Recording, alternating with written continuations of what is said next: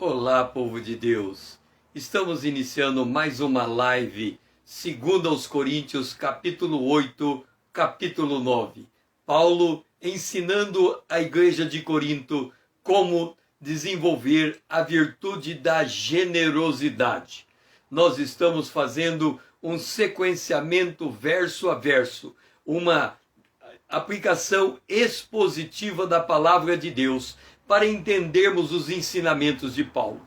E o que nós vimos é que Paulo ensina a igreja de Corinto a ser generoso, a serem generosos mediante o exemplo da igreja da Macedônia e o exemplo de Jesus Cristo, que sendo rico se fez pobre por amor de nós, para que pudesse na sua pobreza nos enriquecer. Na última live nós vimos que uma das coisas que precisamos mudar em relação ao nosso orçamento, em relação ao nosso dinheiro, a maneira como nós o gastamos, é a nossa maneira de pensar. Nós demonstramos que há dois governos no mundo: o governo de Deus, o governo do príncipe deste mundo, do Deus desse século. O Deus desse século, ele cega o entendimento dos incrédulos. De forma que quando o incrédulo olha para o seu orçamento, ele vê uma coisa estratificada, que ele não consegue mudar, e ele não consegue encontrar oportunidades no orçamento que ele possui. Por outro lado, quando nós olhamos a nossa vida financeira na perspectiva divina, Deus diz que, buscando primeiro o reino de Deus e a sua justiça, tudo mais nos é acrescentado. Para que nós possamos entender o governo divino sobre as nossas finanças, nós temos que mudar o nosso mindset, a nossa maneira de pensar, a nossa maneira de enxergar o mundo. Nós estamos nessa exposição de 2 Coríntios capítulo 8, nós estamos no verso 12. Diz assim: porque se há boa vontade, será aceito conforme o que o homem tem, e não segundo o que ele não tem. Seja bem-vindo, irmão Paulo. Então note como Paulo está ensinando a igreja de Corinto, usando o exemplo das igrejas da Macedônia. Paulo diz assim: as igrejas da Macedônia, elas viviam em profunda pobreza e gravíssima tribulação. No entanto, num dado momento, eles perceberam que Jerusalém estava vivendo em profunda necessidade, uma necessidade maior do que a deles. Jerusalém estava passando fome, fruto de uma crise por perseguição da fé, expropriação dos bens, e uma série de conjunturas fazia com que a situação de Jerusalém fosse ainda pior do que a situação da Macedônia. Eu não sei qual é a distância entre a Macedônia e Jerusalém, mas naquela época, qualquer que fosse a distância, era muito grande. Talvez tivesse que ir de navio e depois teria que fazer mais um percurso a pé em estradas perigosas. O fato é que havia uma diferença entre elas. Mas por que é que nós estamos destacando a diferença de distância entre a Macedônia e Jerusalém, Corinto e Jerusalém? Note uma coisa: para nós seres humanos, nós enxergamos a distância dependendo do meio de condução que nós vamos tomar. Uma é a distância indo de bicicleta, outra é a distância indo de carro, outra é a distância indo de avião. De carro é mais rápido do que a bicicleta, de avião é mais rápido do que de carro. Então nós medimos a distância pela maneira como nos deslocamos. No entanto, qualquer que seja a forma de deslocamento, a distância é distante. Ou seja, Eu não posso apertar a mão de alguém que está lá em Cuiabá, estando eu aqui em Londrina. Não tem, minha mão não vai chegar até lá. Então não consigo pegar na mão de alguém, eu estando aqui em Londrina e alguém estando lá em Cuiabá. Agora eu quero que você leia, ouça com atenção, Atos capítulo 17, o verso 28. Paulo dizendo: pois nele quem? Em Deus nós vivemos, em Deus nos movemos, em Deus existimos, como alguns dos vossos poetas têm dito, porque de Deus somos geração. Então, se por um lado, a distância entre eu aqui em Londrina e alguém em Cuiabá é uma distância que eu não consigo alcançar fisicamente, por outro lado, para Deus não há distância. A terra inteira é como uma bola, um ovo, sendo chocado pela galinha. É como se Deus estivesse cobrindo toda a terra, e Ele está. Ele está no mais alto dos céus, Ele está no mais baixo da terra, Ele ocupa todos os espaços, porque Deus é onipresente. Ele é onisciente e Ele é onipotente. Então todas as pessoas e todos os eventos e todas as circunstâncias e todos os governos humanos estão debaixo do senhorio divino. Deus controla todas as coisas. Ok. Se Deus controla todas as coisas, qual era o problema das igrejas da Macedônia? Já falamos que eles viviam em gravíssima tribulação. Eles viviam em profunda pobreza. Se você vive em tribulação e em pobreza, o que você espera que aconteça? Qual é a tua expectativa? Não é mudar a circunstância, não é passar, em vez de ter profunda pobreza, ter prosperidade, ter riqueza. Então, por uma certa condição, a visão do macedônio poderia ser essa: se eu estou vivendo em profunda pobreza e eu sirvo a um Deus que tem o controle de todas as coisas, por que é que a minha circunstância não muda para de pobreza para prosperidade? Essa é uma pergunta. Por que as circunstâncias não mudam? Poderia haver uma necessidade de mudança. Agora note uma coisa, nós estamos falando que Deus governa todas as coisas. Ele governa o universo inteiro. Ele governa o planeta Terra. Ele governa os governos humanos. Ele governa a nossa casa. Ele governa a nossa vida. Então tudo está debaixo do controle de Deus. Agora, olha o que Paulo fala em Romanos, capítulo 12, o versículo 3. Porque pela graça que me foi dada, digo a cada um dentre vocês, não pense de si mesmo, além do que convém. Antes pense com moderação, segundo a medida da fé que Deus repartiu a cada um.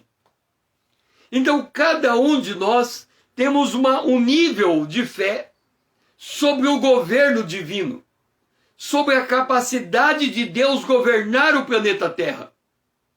Tem gente que acha que Deus não é capaz de governar a sua casa, porque está tudo um caos, bagunçado. Então ele não consegue enxergar como é que na tribulação da sua casa Deus pode estar governando. Tem gente que tem dificuldade para entender o governo de Deus em um estado.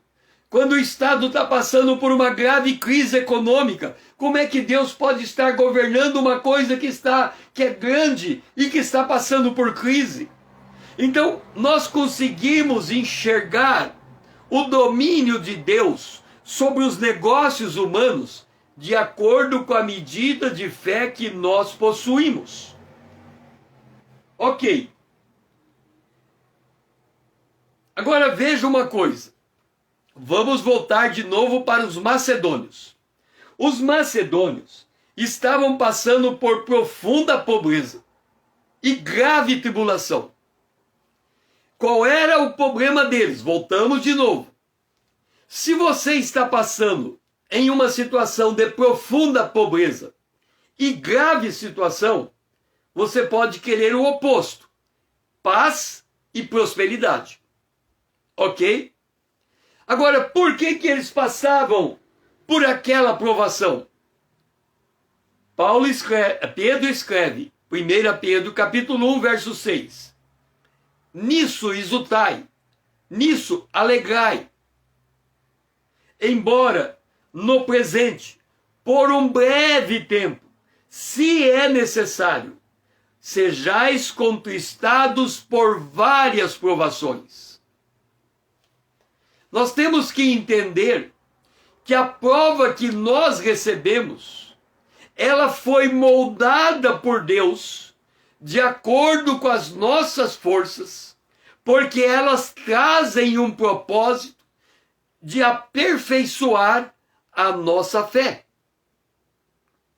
E aí há uma contradição, porque ao mesmo tempo que Deus tem o poder para mudar uma tribulação, ao mesmo tempo ele manda uma tribulação. Porque quando a gente está em paz, a gente diz: Deus é bom, eu não estou passando nenhuma luta, eu estou em paz. Agora, quando muda e a gente está passando por uma luta, aí a gente diz: o diabo me atacou, ele está me perturbando, e eu peço que Deus restaure a minha paz. Mas se eu declarar que o diabo tem o poder de tirar a minha paz e bagunçar o meu mundo, eu estou dizendo que ele tem mais poder do que Deus. Mas quando olhamos a história de Jó, para que o diabo pudesse ir à casa de Jó e fazer o que fez com Jó, fazer ele perder seus filhos, perder seus bens, perder seu patrimônio, perder sua saúde, e ele teve, Satanás, que pedir autorização de Deus. Então, se uma prova vem sobre nós, antes de olharmos o que o inimigo está fazendo, devemos procurar entender o que Deus quer nos ensinar. Porque é necessário passarmos por muitas provações. E quando a provação vem, ela tende a nos abater, a debilitar o nosso ânimo. Agora, veja uma coisa. Nós terminamos de dizer que os macedônios têm uma tribulação e uma pobreza. E que eles têm uma expectativa que pode ser ter paz e ter prosperidade. Por outro lado, ao mesmo tempo que eles querem algo diferente do que eles vivem, eles entendem que o que eles estão vivendo procede de Deus para o aperfeiçoamento da fé deles. Então, quando nós estamos em uma tribulação, nós temos que raciocinar do modo de Deus para entender ou qual é o nosso escape ou qual é a nossa vitória. Se nós agirmos de forma insensata, Deus vai dar escape para a gente suportar.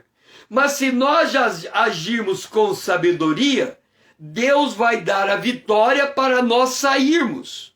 Então, a tribulação é um ambiente de prova para que a nossa fé seja aperfeiçoada. Agora vamos entender a tribulação na perspectiva divina. Eis que sobreveio no mar uma grande tempestade. Mateus capítulo 8, 24. De sorte que o barco estava varrido pelas ondas. Imagine você sendo um dos homens que está naquele barco. E os homens que estavam naquele barco, havia alguns deles que eram experientes no mar. Eles eram pescadores. Não era a primeira vez que eles estavam em um barco varrido de um lado para o outro. Mas eles, como pescadores, Eles sabem que dependendo da violência do mar, o barco pode naufragar e eles virem a morrer. A situação era muito perigosa. No entanto, por maior que fosse o perigo daquele momento, havia alguém dentro daquele barco que estava dormindo. Era Jesus, o Senhor da glória. Ele estava dormindo no barco. E olha o contraste. Jesus é um exemplo para nós no meio da tribulação.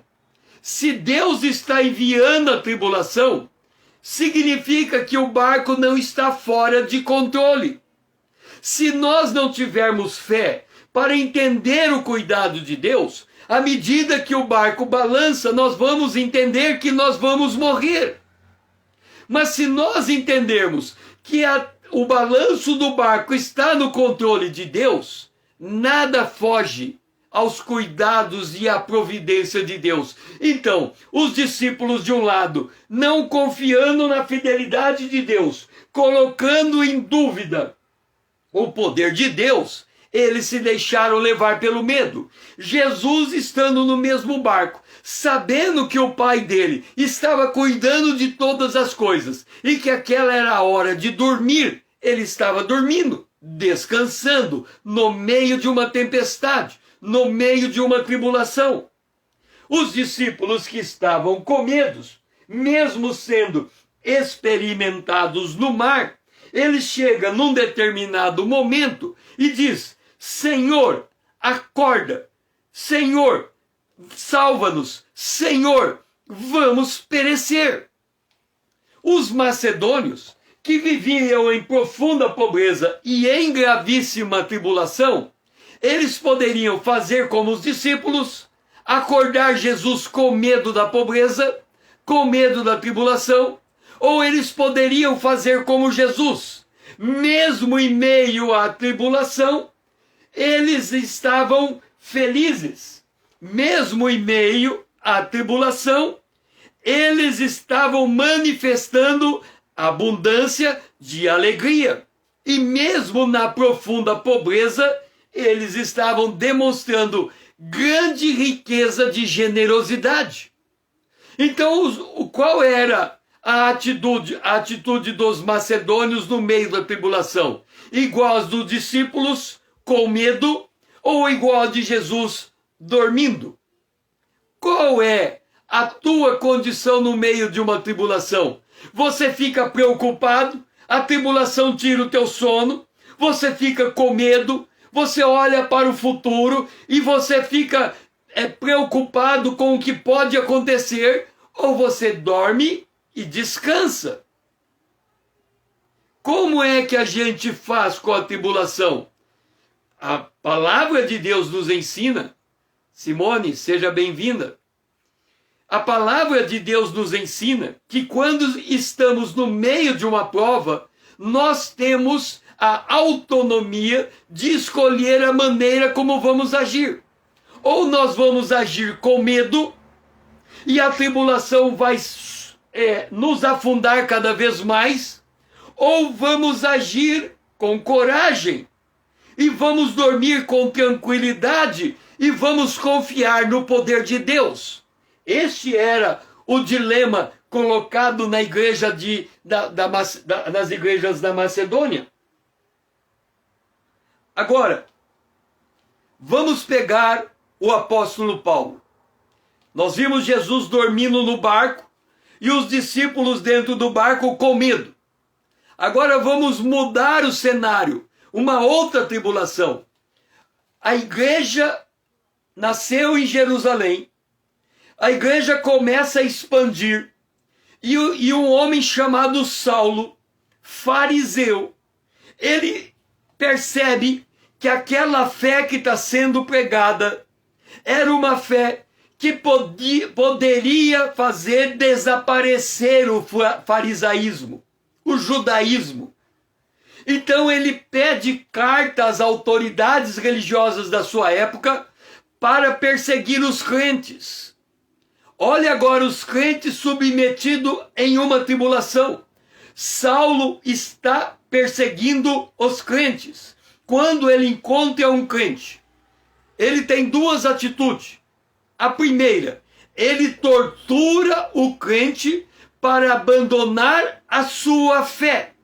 Saulo, que depois veio a ser Paulo, o maior de todos os apóstolos, antes da sua conversão, ele, quando pegava um crente, ele torturava o crente para fazer o crente negar a sua fé. Se o crente não negasse, ele poderia prender ou matar. Lembra que quando Estevão não negou a sua fé, o povo pegou em pedra, matou Estevão apedrejado e pegaram as roupas de Estevão depois dele morto e jogaram aos pés de Saulo. Saulo foi testemunha do apedrejamento de Estevão e ele achou que aquilo era bem feito, era merecido. Entenda, importa que a gente passe por tribulação, Deus está no comando da história. Deus está enxergando o seu servo Estevão morrendo aos pés de Saulo. E Saulo agora vai para Damasco. Ele quer pegar os crentes de Damasco. E quando ele está no caminho de Damasco, Saulo cai do cavalo porque ele vê uma luz. E quando ele vê a luz, ele ouve uma voz. E quando ele ouve a voz está chamando ele: Saulo, Saulo. E ele diz: Senhor, Senhor, quem és? A resposta de Jesus: Saulo, eu sou aquele a quem você está perseguindo. Eu sou aquele a quem você estava perseguindo. Vamos voltar à história. Saulo não estava perseguindo Jesus Cristo. Saulo não estava perseguindo Cristo Jesus. Saulo estava perseguindo homens e mulheres que não tinham onde cair mortos. Homens e mulheres que tinham perdido o seu patrimônio por causa da sua fé. Homens e mulheres que tinham que fugir e se esconder contra os opressores que queriam matá-los. Eram essas pessoas, era seres humanos. Saulo estava perseguindo seres humanos. Mas Jesus disse: cada um daqueles seres humanos que você perseguiu era a mim mesmo que você estava perseguindo. Por quê? Porque Paulo, agora não Saulo, quando ele vai escrever a palavra de Deus, ele escreve dizendo o seguinte: será que vocês não sabem que vocês são o templo do Espírito Santo, que o Espírito Santo habita em vocês?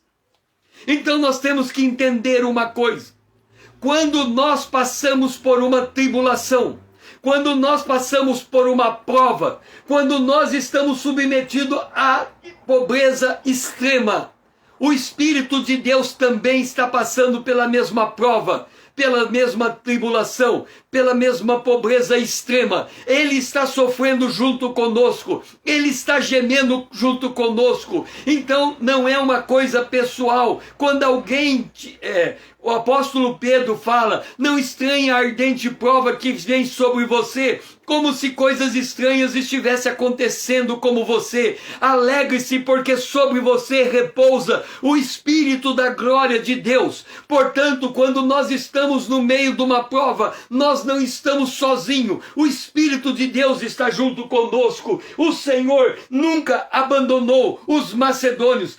É por isso que os macedônios se via, quando nós lemos em 2 Coríntios capítulo 8, verso 2, dizendo dos macedônios que no meio de muita prova de tribulação, eles manifestaram abundância de alegria. É porque o Espírito de Deus estava feliz, alegre, contente dentro deles, e a prova no entorno deles não lhes fazia efeito algum. Hoje, quando um crente é submetido à prova, ele fica deprimido, ele fica triste, ele vai para um canto, ele fica desesperado, ele fica agoniado, ele não sabe o que faz, parece uma batata tonta. É porque ele não sabe que dentro dele habita o Espírito de Deus. E quando o Espírito de Deus habita em um homem, ele põe o homem de pé, e ele segura o homem, e ele sela o homem, porque aquele homem, aquela mulher estão reservados para a glória, para o momento em que ele vai se encontrar, ela vai se encontrar com o Senhor nos ares. nós temos que entender como acontece com a prova. Vamos considerar uma história de uma mulher viúva, porque nós estamos falando de generosidade. Generosidade é quando uma pessoa olha para o outro, percebe que o outro precisa de ajuda material. Ele vai até o outro e pergunta: quanto você precisa? E ele diz: vão cortar a minha luz, eu preciso de R$ 550 para pagar a minha luz, senão vão cortar. Ele retira do bolso R$ 550 e está aqui.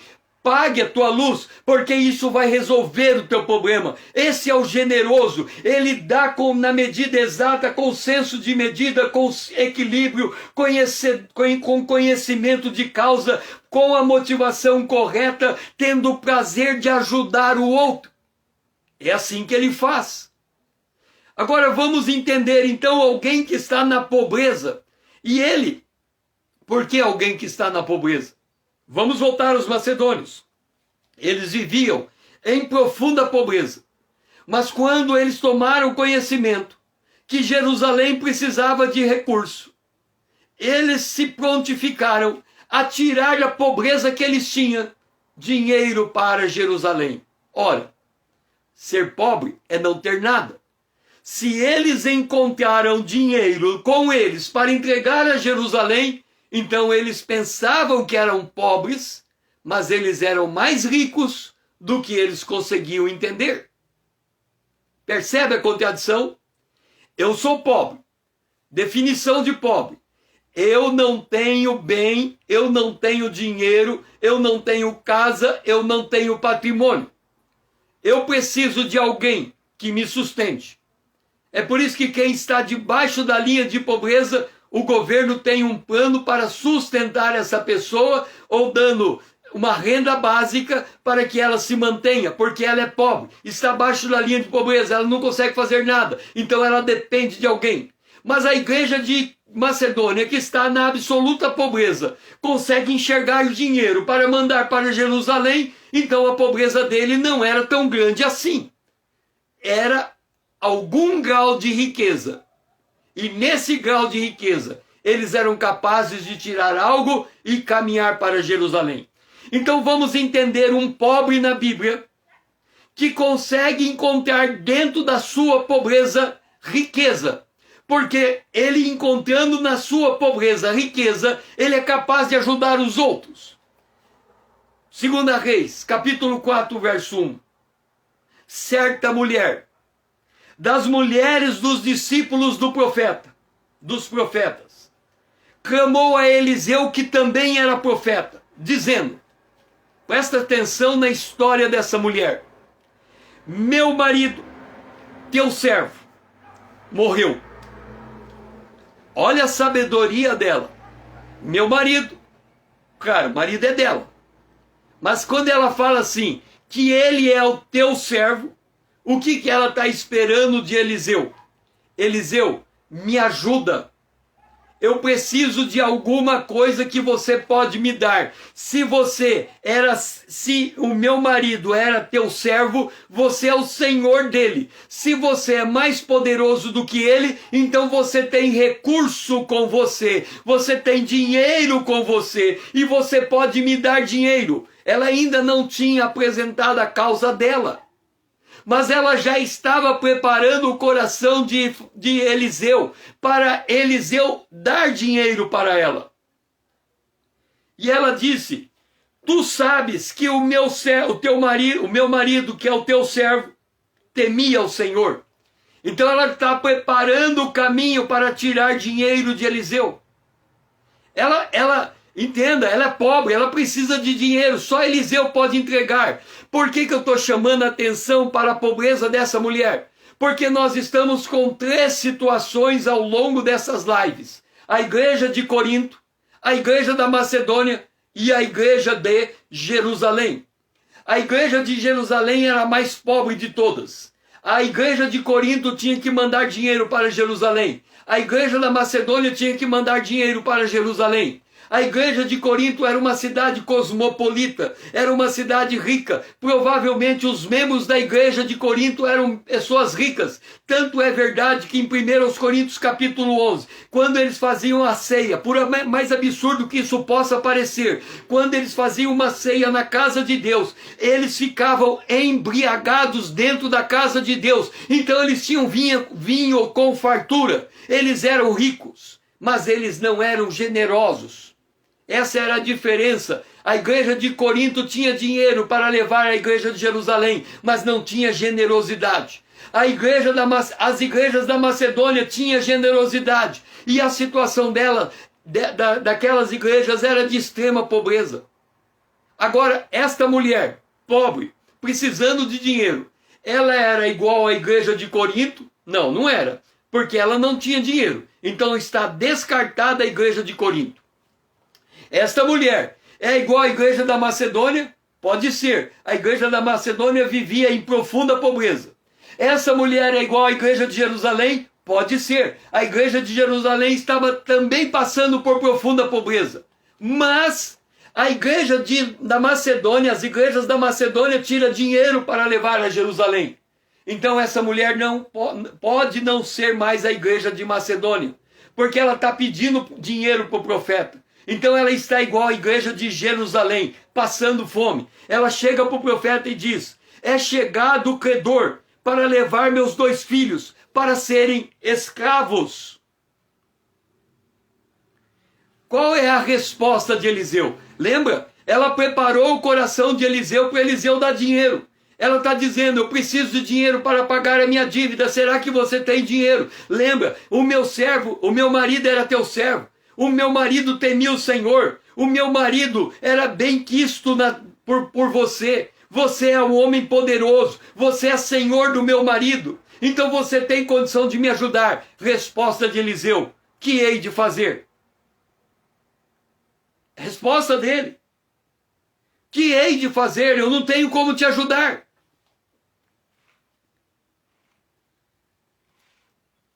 Nessa história, Eliseu vai dizer uma coisa a essa mulher: o que é que você tem na sua casa?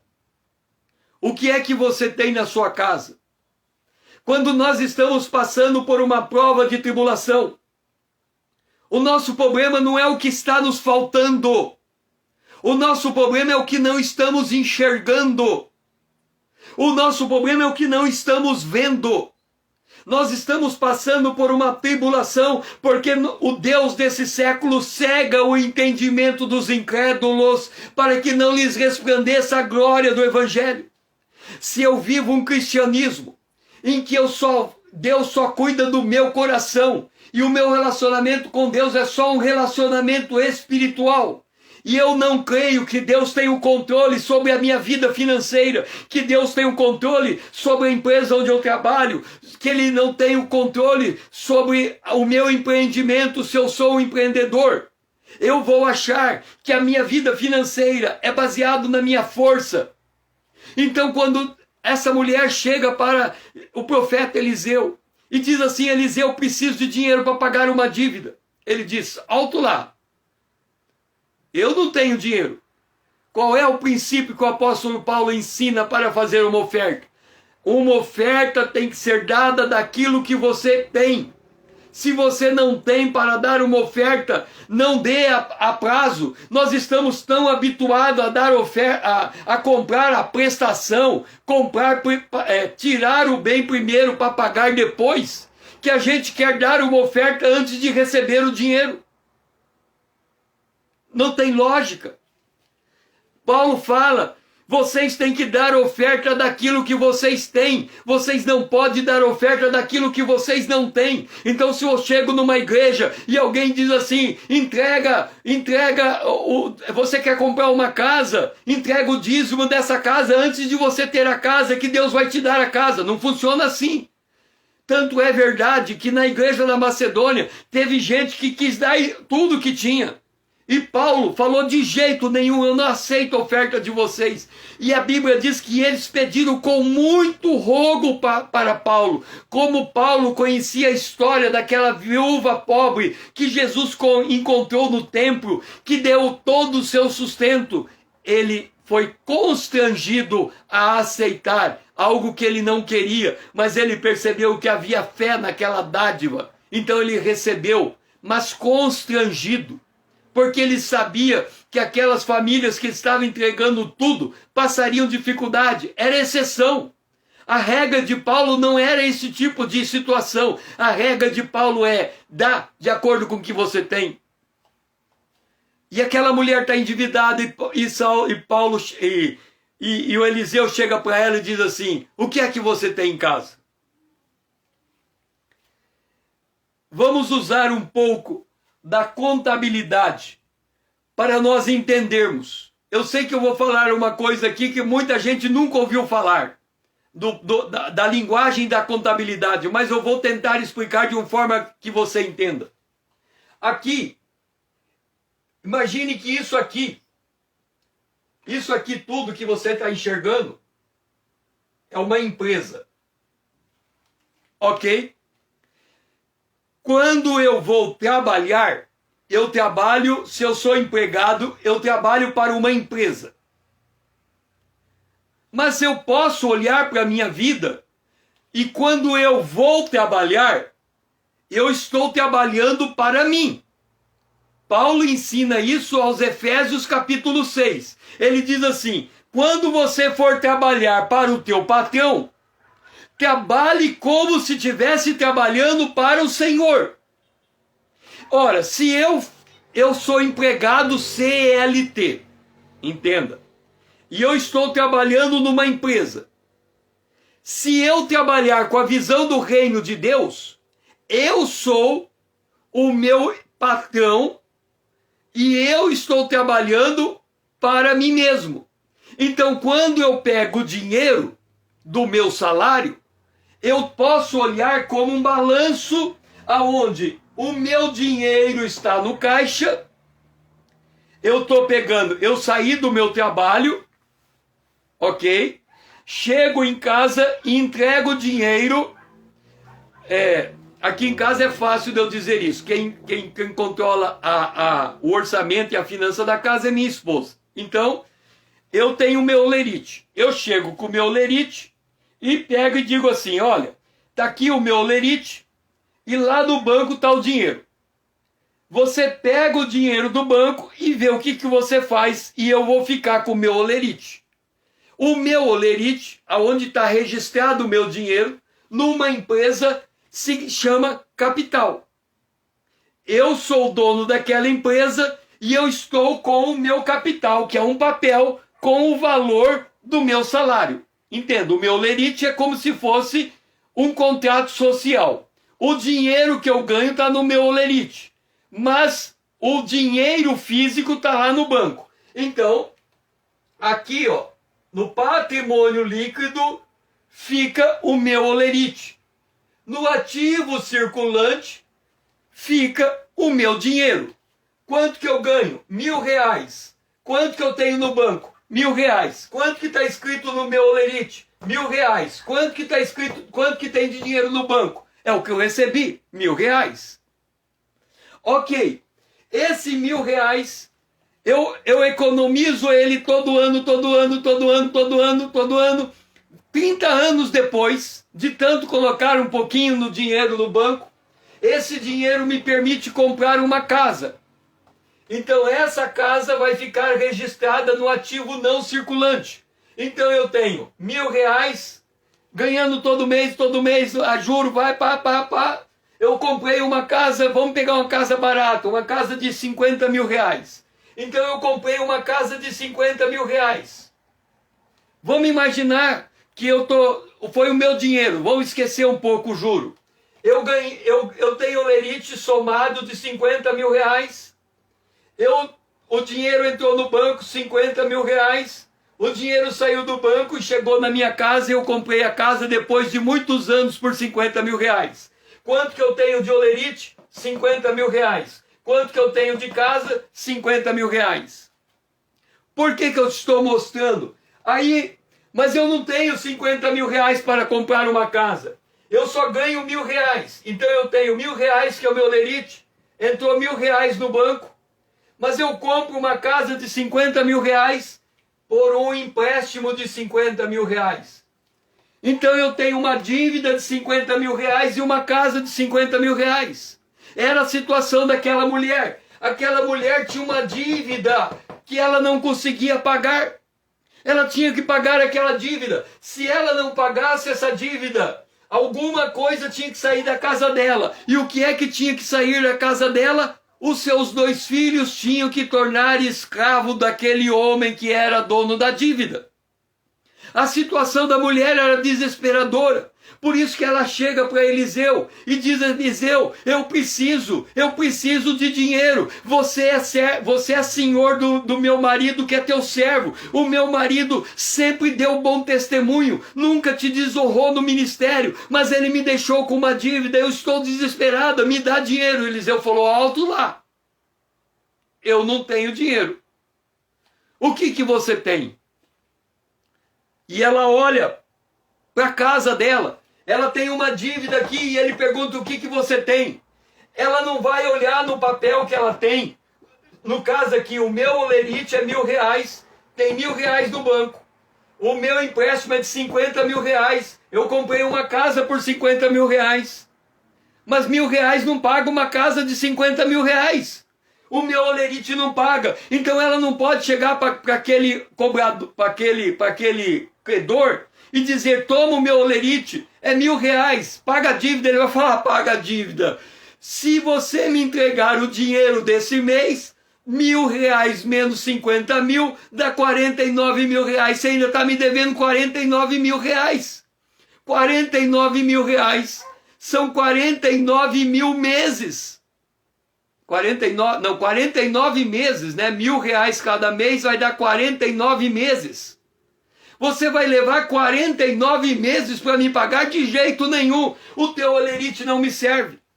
Então ela não pode olhar para o seu olerite, mas ela tem que olhar para a sua casa. Onde que está a casa dela? Aqui, nessa parte. Ela tem uma casa e ela tem uma conta bancária. E ela vai olhar para a sua casa. Agora, ela, talvez naquele momento, um pouquinho antes daquilo, ela ganhava 1.000 reais. Os 1.000 reais entraram na conta bancária, que ela pegou esses 1.000 reais e comprou 1.000 reais de azeite, e o dinheiro saiu do banco. Agora ela olha para dentro da casa dela e ela responde para Eliseu: Eliseu, eu não tenho nada em casa senão uma botija de azeite. Entenda, se ela comprou uma casa por 50 mil reais e ela está devendo 50 mil reais, se a casa fosse dela, o que ela diria? Olha, credor, leva a minha casa. Tem muita gente que compra carro financiado e não tem como pagar o carro, e ele fala: olha, financeira, leva o meu carro. Aí o carro vai para o leilão. Se o valor do leilão pagar o carro, você não está devendo nada. Mas se faltar dinheiro, você fica devedor daquela parte do dinheiro que faltou. Mas você usou o carro para pagar sua dívida, o carro que era financiado. Essa mulher não diz que ela tinha uma casa, porque se ela tivesse uma casa, ela poderia vender a casa e usar o dinheiro para pagar a dívida.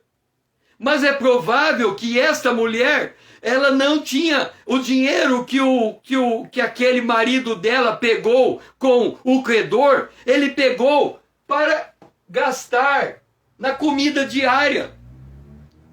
Ele devia estar passando por dificuldade financeira e foi comprando para pôr comida em casa. Alguém ficou doente, ele pegou dinheiro emprestado para pagar medicamento. A mulher precisou de alguma coisa lá, ele teve que comprar uma mesa para aquela mulher. Então ele nunca tinha dinheiro para comprar uma casa, ele comprava móveis. E na hora que Eliseu chega para aquela mulher, Eliseu pergunta: o que você tem na tua casa, mulher? Ela olha e fala: eu tenho um pouquinho de azeite. Eu tenho um pouquinho de azeite. Agora, olha como funcionam as pessoas quando estão endividadas. Quando elas estão endividadas, a tendência da pessoa é entrar no desespero. Eu quero pagar minha dívida, eu vou vender tudo que eu tenho. E aí ela tenta vender tudo que tem e ela entra naquele desespero de pagar a dívida e assim ela vai aumentando o tamanho da sua dívida e a situação vai ficando cada vez pior, porque cada vez que ela tenta resolver acabar com tudo, eu estou desesperado, eu estou agoniado, eu quero acabar com tudo. Ela vai cometendo mais erros, mais erros, mais erros, mais erros. É por isso que Eliseu chega para aquela mulher e fala assim: para, calma, aquieta-te. Vamos primeiro fazer um inventário da tua casa. O que é que você tem na tua casa? E ela diz assim: eu tenho 1.000 reais de azeite que está no estoque da minha casa. Imagine que a casa dela agora virou mercearia. Ela vai lá na cozinha e ela enxerga o azeite. E ela consegue dizer para o profeta: profeta, eu tenho azeite. A Bíblia diz que nós precisamos de orientação para tomarmos decisões. Na multidão dos conselheiros há sabedoria. Então aquela mulher recebeu uma ordem de Eliseu: pega o azeite, vai na tua casa, primeiro vai nas casas vizinhas, pega vasos emprestados, o máximo que você pegar, o máximo que você conseguir, você traga vasos emprestados, encha a tua casa de vaso, lote tua casa de vaso. E ele diz: depois que os vasos estiverem dentro da tua casa, fecha a porta, você e teus filhos. Pega o azeite e derrama azeite em todos os vasos. Observa, quando Eliseu manda ela pegar vasos emprestados, qual era a história dela para Eliseu? Eliseu, o meu marido, teu servo, deixou para nós uma grande dívida e agora o credor veio buscar os filhos para pagar essa dívida.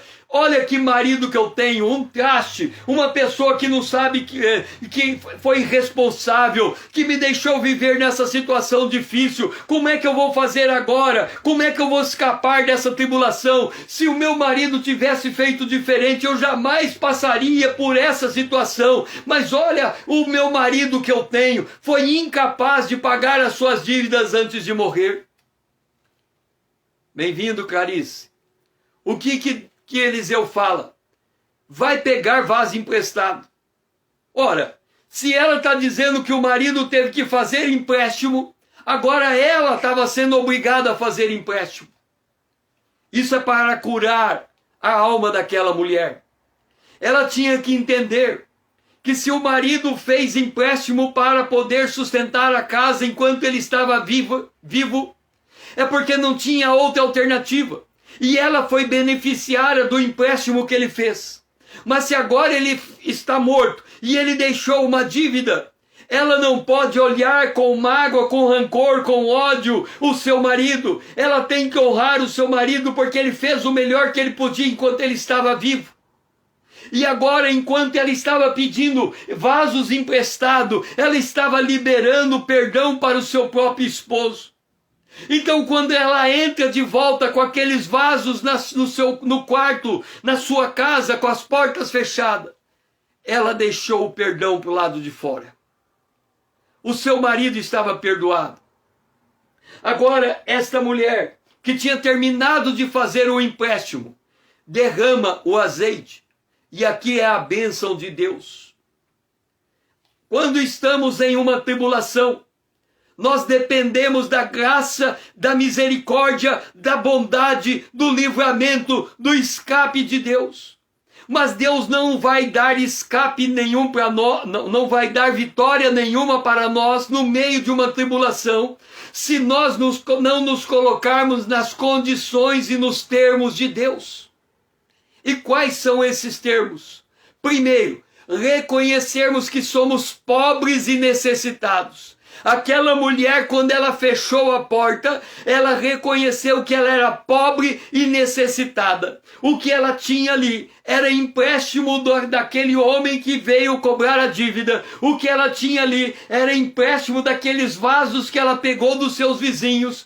Tudo que ela tinha na sua casa era dívida, e o mais que ela tinha era o azeite, mas era pouquinho, que não pagava toda a dívida que ela tinha, mas ela tinha a presença de Deus. E na presença de Deus, ela derramou o seu azeite em todos os vasos. E quando chegou no último vaso, a Bíblia diz que o azeite parou. O azeite não secou. A porção, a semente divina ainda estava ali. Aquela mulher, ela só conseguiu encontrar riqueza dentro da sua casa. Primeiro, porque ela ouviu a palavra de Deus pela boca do profeta. Segundo, porque ela seguiu as instruções do homem de Deus para poder fazer frente à necessidade que ela tinha. Terceiro, porque ela aceitou se colocar dentro de casa e esperar na presença de Deus, a intervenção de Deus. Aquela mulher esperou Deus intervir.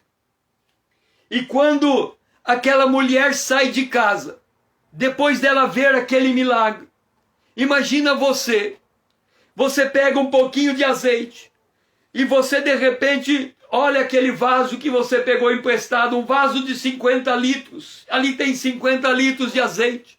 Você vê um vaso de 20 litros, ali tem 20 litros de azeite. Você vê um vaso de 10 litros, ali tem 10 litros de azeite. Você vê um vaso de 1 litro, você tem ali 1 litro de azeite. Essa mulher que tinha um estoque de 1.000, o estoque dela ganhou valor agregado e se tornou 10 mil, 20 mil, 30 mil, 40 mil, 50 mil de azeite. É provável que tenha mais azeite. Ela começou a olhar e percebeu que os azeites que ela tinha era 60 mil, 70 mil, 80 mil, 90 mil. Quando ela terminou de contar o patrimônio dela, talvez ela tivesse agora 100 mil de azeite na casa dela. Essa mulher fica admirada. Essa mulher é igual à igreja as igrejas da Macedônia. Quando Paulo chega para as igrejas da Macedônia e diz: mais bem-aventurado é dar do que receber. Vocês estão vivendo em profunda pobreza, mas se vocês derem uma olhada no inventário da casa de vocês, vocês vão perceber que ainda há alguma riqueza para ser extraída, que pode ser destinada à igreja de Corinto, de Jerusalém. E aquela mulher, ela tem todo aquele azeite, ela chega diante do profeta e diz: profeta, o azeite multiplicou. E ele dá uma instrução para ela: vende o azeite, paga o que você tem e vive do resto. Vende o azeite está aqui. Se ela vender o azeite, ela tinha 1.000 de azeite, o azeite multiplicou e agora virou 100 mil. Se o azeite virou 100 mil, o azeite agora virou dinheiro. Ele diz assim: pega dos 100 mil, tira 50 mil e paga a dívida. E vive do resto. O que é viver do resto? É viver da renda. Aquela mulher se tornou uma proprietária de uma mercearia que vendia azeite, e depois, com a sabedoria dela, ela deve ter colocado outras mercadorias, e logo ela tinha uma loja de azeite e outras coisas. O que Paulo está dizendo para a igreja da Macedônia, se ele disse para a igreja da Macedônia: todo mês você tira um pouco para dar de oferta. Todo mês não, toda semana, no primeiro dia da semana, você tira um pouco para dar oferta. O que Paulo está dizendo? Ele não está dizendo para vender o patrimônio. A casa dela, ela continuou morando na sua casa, ela tinha o quarto. Se fosse aluguel, ela continuou pagando o seu aluguel. Se tinha luz naquela época, não sei, ela continuou pagando a luz, tinha que comprar o azeite para acender a lamparina. Então ela pagava a sua luz, ela pagava a sua comida. Então aquela mulher, a vida dela não terminou no dia que ela pagou a dívida para o seu credor. Ela tinha que continuar vivendo. Aquela igreja, as igrejas da Macedônia, elas não, a vida dela não a vida deles não terminou no dia que eles pegaram o dinheiro e mandaram para Jerusalém. Eles tinham que continuar vivendo. Como é que alguém consegue continuar vivendo e fazendo oferta? É porque ele consegue tirar da sua renda. O assalariado tira do seu salário, o empresário tira do seu lucro. E é isso que significa tirar uma oferta. Oferta não come patrimônio. O patrimônio é a base. Se você tem uma indústria, o patrimônio é a indústria. É as fábricas. Você não pode vender a fábrica para dar uma oferta. Você tem que gerar renda através da fábrica para que da fábrica você dê oferta. Seja bem-vinda, Rita. Aquela mulher, ela aprendeu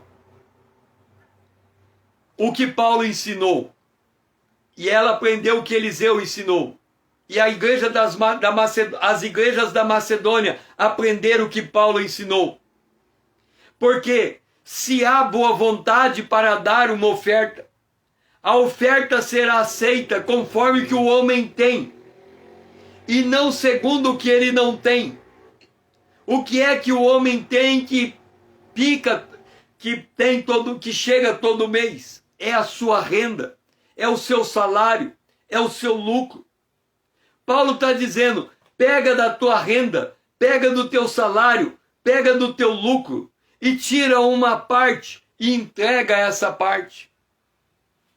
O coração generoso, ele precisa reorientar as suas prioridades. É por isso que o homem generoso, ele dá com equilíbrio.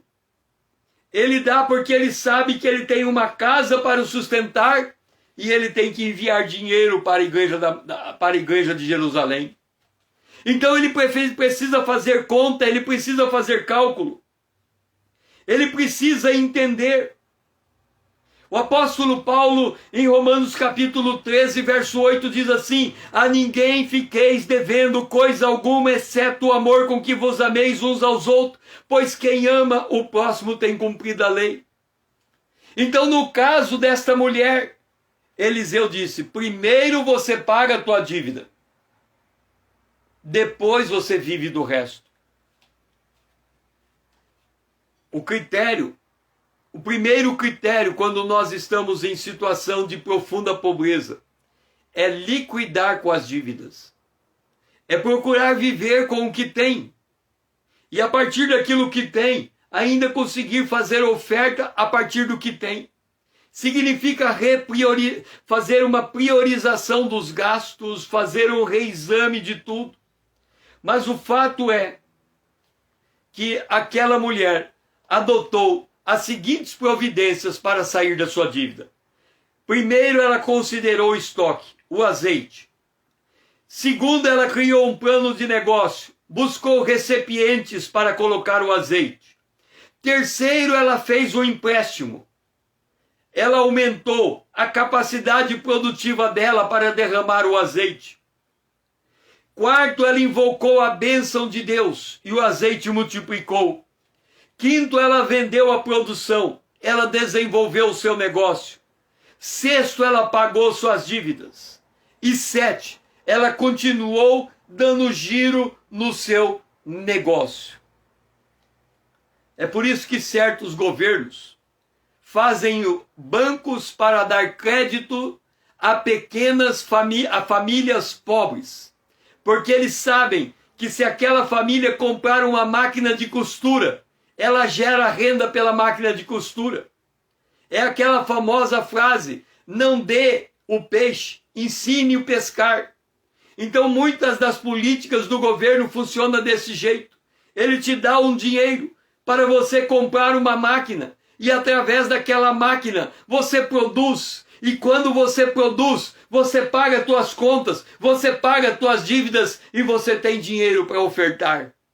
Por isso que a instrução de Paulo é: dá a tua oferta de acordo com aquilo que você tem. Mas não é pegar o que tem e falar: eu tenho essa roupa velha e vou dar. O que eu tenho na casa? Eu tenho aquele pão velho sobrando e vou dar. Não é isso que Paulo está dizendo. Ele está dizendo: se você vai dar toda semana, se você vai dar todo mês, então você precisa fazer um inventário do que você possui.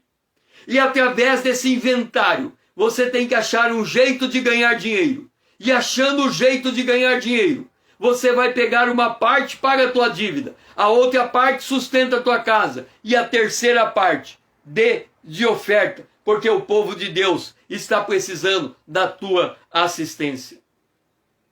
É por isso que a Bíblia diz: a um ele deu 5 talentos, a outro ele deu 2, e a outro ele deu 1. Cada um segundo a sua própria capacidade.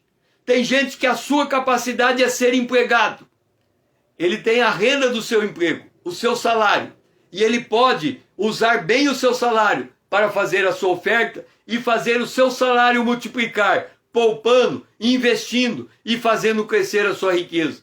Se ele for empregador, ele tem uma fábrica de riqueza e ele pode fazer a mesma coisa, cada um segundo a sua capacidade. Se ele olhar para aquilo que ele tem, ele vai encontrar algum grau de riqueza que Deus pode usar para abençoar a sua casa e abençoar a casa daquele que está passando necessidade. É por isso que a Bíblia diz: busque em primeiro lugar o reino de Deus e a sua justiça, e todas as coisas vos serão acrescentadas.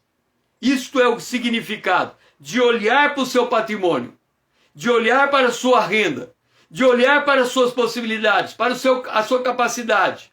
E a partir dali, você ser uma pessoa que produz riqueza.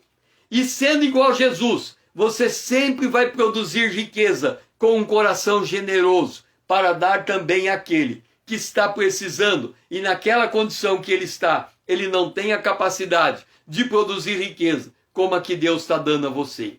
Que o Senhor seja louvado. Na próxima live, nós vamos responder como ofertar com bom senso.